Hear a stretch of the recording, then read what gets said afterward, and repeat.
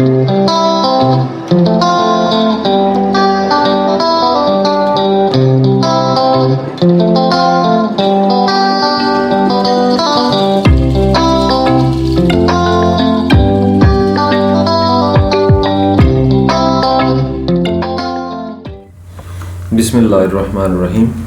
अस्सलामु अलैकुम स्टूडेंट्स। आज हम देखेंगे कि GW बेसिक या PC बेसिक में प्रोग्राम किस तरह बनाया जाता है। यहाँ पर इस वक्त आपको IDE environment integrated development environment नज़र आ रहा है PC बेसिक का। PC बेसिक का इन्वायरमेंट और GW बेसिक का इन्वायरमेंट आलमोस्ट बिल्कुल सेम है। PC बेसिक का फ़ायदा ये है कि PC बेसिक को अगर हम अपने कंप्यूटर में इंस्टॉल कर लेते हैं तो विंडोज़ 7 या उससे लेटर जो वर्जन्स हैं 8 और 10 उसमें हम आसानी से इसको रन करवा सकते हैं। जबकि GW बेसिक को रन करवाने के लिए हमें एक सॉफ्टवेयर है डॉस बॉक्स, उसकी मदद लेना पड़ती है। तो आने वाली वीडियोज़ में मैं वो भी आपको तरीका बता दूँगा कि आपको GW बेसिक अगर लेटेस्ट वर्जन में रन करनी है तो उसको कैसे रन करेंगे। अब हम देखते हैं कि प्रोग्राम कैसे बनाया जाता है। हमने इससे पहले ये सीख लिया है कि GW बेसिक की कमांड्स कौन कौन सी हैं, और उसके अलावा हमने ये भी सीख लिया कि GW बेसिक की स्टेटमेंट्स कौन कौन सी हैं जो हमारी बुक में दी गई हैं। ठीक है, और हमें ये भी पता है कि GW बेसिक में या PC बेसिक में दो मोड्स होते हैं, एक डायरेक्ट मोड होता है और एक इनडायरेक्ट मोड होता है। प्रोग्राम लिखने के लिए हमें इनडायरेक्ट मोड की ज़रूरत होती है। ठीक है, प्रोग्राम चूँकि सेट ऑफ इंस्ट्रक्शंस होता है। ठीक है, तो जो GW बेसिक में जब हम प्रोग्राम लिखेंगे तो वो सेट ऑफ स्टेटमेंट्स जो होंगी वो हम बनाएंगे और वो एक प्रोग्राम बन जाएगा। तो प्रोग्राम बनाने के दो तरीके हैं, यानी इनडायरेक्ट मोड में जाने के लिए दो तरीके हैं, या तो हम मैनुअल तरीके से चले जाएं या दूसरी ऑटो कमांड को यूज़ करते हुए चला जाएं। तो हम दोनों तरीके से प्रोग्राम बनाते हैं, दो छोटे छोटे से। तो पहले मैं आपको मैनुअल तरीके से प्रोग्राम बनाना सिखाता हूँ कि हमने इनडायरेक्ट मोड में अगर एंटर होना है तो इनडायरेक्ट मोड में एंटर होने के लिए हमें लाइन नंबर की ज़रूरत है। तो यहाँ पर हम लाइन नंबर देते हैं, लाइन नंबर 10, और उसके बाद मैं छोटा सा एक स्टेटमेंट देता हूँ, A = 30। यहाँ हमने एक वेरिएबल डिक्लेयर किया है, न्यूमेरिक वेरिएबल है और ये सिंगल प्रेसिजन वेरिएबल है। इसके साथ अगर कोई डाटा डिक्लेरेशन कोई करैक्टर नहीं है तो इसका मतलब ये होता है कि सिंगल प्रेसिजन वेरिएबल है। वेरिएबल डिक्लेयर किया जिसमें 30 वैल्यू जो है वो उस वेरिएबल में स्टोर हो रही है। अब एंटर की प्रेस करेंगे तो अगली लाइन पर कोई लाइन नंबर नहीं आ रहा है, तो हमें लाइन नंबर देना पड़ेगा। 20 नंबर लाइन दी, और उसके बाद मैं एक और वेरिएबल ले लेता हूँ B और उसमें स्टोर करवा लेता हूँ 20। ठीक है, एंटर कर देते हैं। अब 30 नंबर लाइन पर मैं एक और वेरिएबल लेता हूँ C, और इन दोनों वेरिएबल्स की वैल्यूज़ को आपस में मल्टीप्लाई कराने के लिए मैं इन दोनों वेरिएबल्स के नामों को आपस में मल्टीप्लाई A स्टैटिक B कर देते हैं। ठीक है, अब क्या होगा, ये जो एक्सप्रेशन मैंने यहाँ टाइप की है या फार्मूला लिखा है, इसका मतलब क्या है कि A × B, यानी यहाँ मल्टीप्लिकेशन के लिए यहाँ पर जो नॉर्मली तौर पर क्रॉस का निशान यूज़ होता है यहाँ पर यूज़ नहीं होगा, क्योंकि यहाँ पर वो x के लिए हम इस्तेमाल करते हैं, तो मल्टीप्लिकेशन के लिए स्टैटिक इस्तेमाल होगा। अब A और B की वैल्यूज़ जो पड़ी हुई हैं A और B वेरिएबल में वो मल्टीप्लाई होंगी और उसका रिजल्ट जो है वो किसको मिल जाएगा, C वेरिएबल को। ठीक है, एंटर की प्रेस करते हैं। 40 नंबर लाइन पर हम इस रिजल्ट को प्रिंट करवा लेते हैं। प्रिंट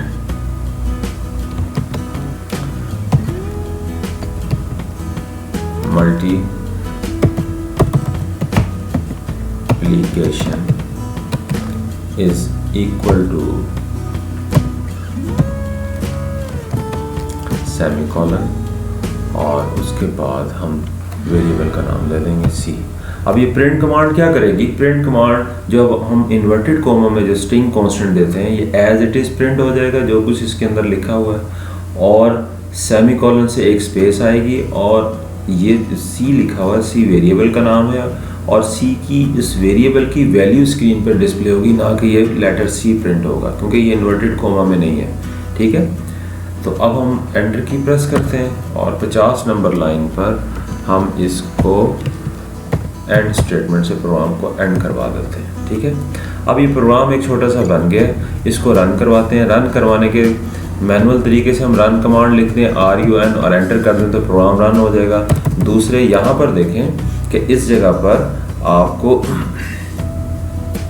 इस एनवायरनमेंट में 2 लिखा और उसके आगे रन लिखा हो, इसका मतलब है कि F2 की है, फंक्शनल कीज़ जो आपके कीबोर्ड पर के टॉप पर फंक्शनल कीज़ होती हैं, F2 की अगर प्रेस कर देंगे उससे भी रन लिखा जाएगा और साथ ही प्रोग्राम एग्जीक्यूट हो जाएगा। देखिए मैं F2 की प्रेस करता हूँ, फौरी तौर पे रन लिखा जाएगा और साथ ही प्रोग्राम एग्जीक्यूट होगा और उसकी आउटपुट आपको मिल जाएगी। देखें जैसे ही मैंने F2 की प्रेस किया तो रन लिखा हुआ आया और फौरी तौर पर प्रोग्राम भी एग्जीक्यूट हो गया। पहले 2 लाइनों में क्या हुआ था, ए को 30 की वैल्यू 30 मिल गया था, बी को 20 मिल गया था, यानी असाइन 30 जो था ए वेरिएबल को असाइन हो गया था, 20 बी वेरिएबल को असाइन हो गया था। और 30 नंबर लाइन में ए और बी वेरिएबल में जो वैल्यूज़ थी वो आपस में मल्टीप्लाई हुई और उनका रिजल्ट जो था वो सी वेरिएबल में चला गया। ठीक है, अब 40 नंबर लाइन पर हमने प्रिंट करवाया। जैसे कि हमें पता है प्रिंट कमांड क्या करती है, स्क्रीन पर कोई मैसेज या किसी वेरिएबल की वैल्यू को स्क्रीन पर डिस्प्ले करवाने के लिए हम इस्तेमाल करते हैं, या किसी एक्सप्रेशन कैलकुलेशन को भी के रिजल्ट को भी स्क्रीन पर डिस्प्ले करवाने के लिए यूज़ करते हैं। यहाँ हमने प्रिंट कमांड से क्या किया, एक मैसेज स्क्रीन पर प्रिंट करवाया हुआ, मल्टीप्लिकेशन इज इक्वल टू, ठीक है, ये इन्वर्टेड कोमा में दिया हुआ है और सेमीकोलन से एक स्पेस हम इस मैसेज के बाद देंगे। सेमीकोलन क्या करता है, एक स्पेस दे देगा और उसके बाद सी की जो वैल्यू है, इस मल्टीप्लिकेशन का जो रिजल्ट था 20 को 30 से जब मल्टीप्लाई किया तो उसका रिजल्ट क्या आ रहा था 600। तो 600 किस में पड़ा हुआ था, सी में। तो उसने जब प्रिंट करवाया, मैसेज प्रिंट करवाने के बाद सी की वैल्यू यहाँ प्रिंट कर दी तो आपके सामने 600 डिस्प्ले हो गया। ठीक है, तो इस प्रोग्राम को अब हमने प्रोग्राम बना लिया। अब इसी तरह से अगर हम एक प्रोग्राम इसको सेव करवा लेते हैं, प्रोग्राम बन गया, प्रॉपरली रन भी हो रहा है, इसको हम सेव करवा लेते हैं। सेव करवा के इसका नाम रख देते हैं ए, इसका छोटा एक नाम रख देते हैं A1, या प्रोग्राम 1 कह देते हैं या A1 कह देते हैं, A1.bas। प्रोग्राम की जब हम प्रोग्राम फाइल बनाते हैं तो उसकी एक्सटेंशन क्या होती है, BAS। एंटर कर देते हैं, इसने ओके मैसेज दे दिया, इसका मतलब है पहले से कोई फाइल मौजूद नहीं थी और ये फाइल एक A1.bas के नाम से आपकी फाइल सेव हो गई है। ठीक है, CLS कमांड का आपको पता है स्क्रीन को क्लियर करने के लिए हम यूज़ करते हैं। ठीक है, अब स्क्रीन क्लियर हो गई है, इस वक्त हमें प्रोग्राम नज़र नहीं आ रहा। हमने कमांड पढ़ी थी लिस्ट कमांड, लिस्ट कमांड से हम जो लोडेड प्रोग्राम होता है मेमोरी में उसकी लिस्ट ले सकते हैं। एंटर की करते हैं, एंटर की प्रेस करते हैं। देखिए इस वक्त जो लोडेड प्रोग्राम था आपको स्क्रीन पर नज़र आना शुरू हो गया क्योंकि अभी तक हमने नया प्रोग्राम नहीं बनाया। ठीक है, हमने फाइल सेव कर ली है। अगर मैं चाहता हूँ कि मेमोरी से ये प्रोग्राम रिमूव हो जाए तो एक कमांड हम यूज़ करते हैं न्यू कमांड इसलिए यूज़ होती है कि मेमोरी में अगर कोई प्रोग्राम लोडेड है वो मेमोरी से रिमूव हो जाए और नए प्रोग्राम के लिए दोबारा आपको स्पेस मिल जाए ताकि कोई ओवरराइटिंग ना हो पिछले प्रोग्राम में। तो एंटर की प्रेस करेंगे तो ओके मैसेज आ गया। अब दोबारा लिस्ट लेके देखें लिस्ट में कुछ नहीं आ रहा। ठीक है, अब इसका मतलब है कि मेमोरी में से जो लोडेड प्रोग्राम था जिसका नाम हमने A1.bas रखा था वो मेमोरी हार्ड डिस्क में तो सेव हो गया लेकिन अब रैम में से रिमूव हो चुका है। CLS करते हैं, CLS करके दोबारा लिस्ट लेके देखते हैं, देखें इस वक्त किसी किस्म की कोई लिस्ट डिस्प्ले नहीं कर रहा। एक छोटा सा प्रोग्राम और बनाते हैं। अब हम दूसरा मेथड यूज़ करेंगे प्रोग्राम बनाने के लिए ऑटो कमांड से, जिससे ऑटो कमांड से की मदद से हम इनडायरेक्ट मोड में जा सकते हैं और उससे लाइन नंबर ऑटोमेटिकली स्क्रीन पर डिस्प्ले होंगे। पहले मेथड में हमने मैनुअल लाइन को डिस्प्ले करवाया था। ठीक है, अब हम ऑटो कमांड यूज़ करते हैं। ऑटो एंटर किया, देखिए हम इनडायरेक्ट मोड में चले गए और इनडायरेक्ट मोड में हमें 10 नंबर लाइन उसने ऑटोमेटिकली दे दी। एक छोटा सा प्रोग्राम और बना लेते हैं। एक वेरिएबल लेते हैं n, इसके अंदर आप स्टोर करवा लें 2। दूसरा वेरिएबल देखें एंटर की प्रेस की, जैसे एंटर की प्रेस की 20 नंबर लाइन डिस्प्ले होगी, m इसके अंदर स्टोर करा लें 6 और जैसे एंटर की प्रेस की 30 नंबर लाइन आ गई। अब इसके बाद q एक वेरिएबल लें और इनके अंदर n+n ये मैंने n प्लस m।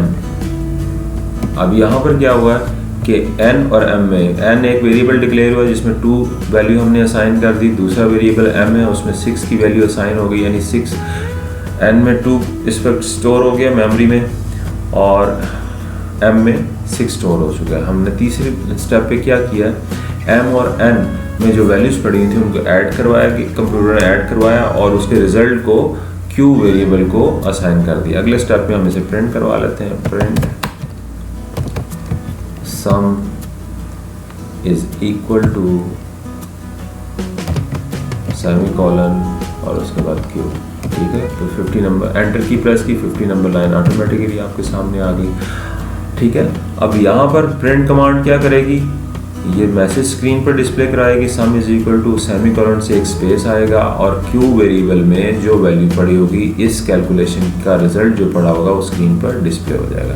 अच्छा, अभी हम इस वक्त इनडायरेक्ट मोड में हैं। जब हम ऑटो कमांड से इनडायरेक्ट मोड में आते हैं तो अगर मैं यहाँ एंटर की प्रेस करूँगा तो 60 नंबर लाइन डिस्प्ले हो जाएगी। यहाँ से मुझे इनडायरेक्ट मोड से डायरेक्ट मोड में आने के लिए कंट्रोल C प्रेस करना पड़ेगा। कंट्रोल की को दबाएंगे, उसे दबाए रखना है और उसके बाद सी लेटर को प्रेस करेंगे तो हम इनडायरेक्ट मोड से डायरेक्ट मोड में आ जाएंगे। अब जो रन की कमांड है वो डायरेक्ट मोड में आकर आपने एग्जीक्यूट करनी होती है। पहले लास्ट टाइम मैंने आपको F2 की से रन की इस्तेमाल करके दिखाई थी।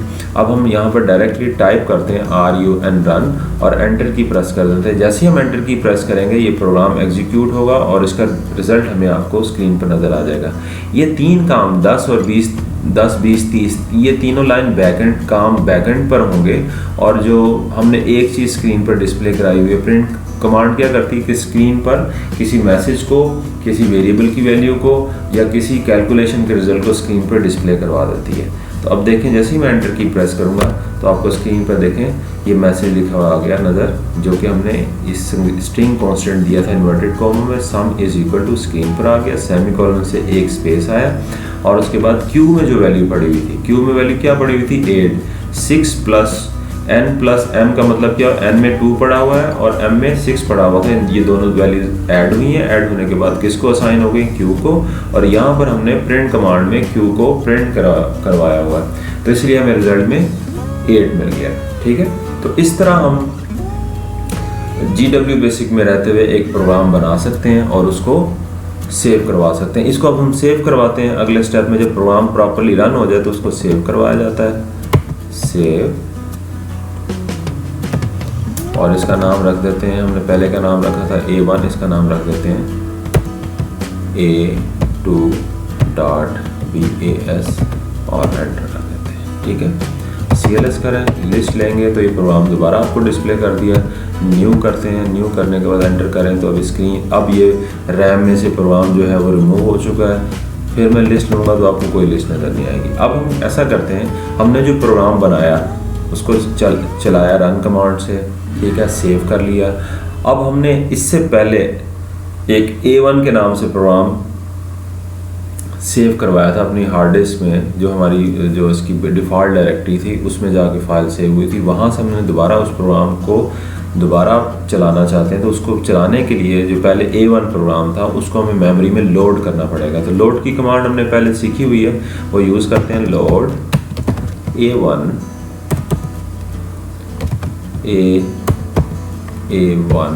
A1.bas और एंटर की प्रेस कर देते हैं। ओके मैसेज अगर आ गया इसके बाद एंटर की प्रेस करने के बाद, इसका मतलब मेमोरी में प्रोग्राम लोड हो चुका है। अब इसके कंटेंट्स हमने देखने हैं तो लिस्ट कमांड हम यूज़ करते हैं, लिस्ट लिखकर एंटर करेंगे।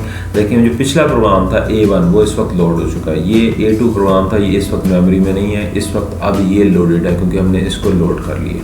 इससे पहले हमने न्यू कमांड यूज़ की थी जिससे कि मेमोरी में जो लोडेड प्रीवियस लोडेड प्रोग्राम था वो रिमूव हो गया था।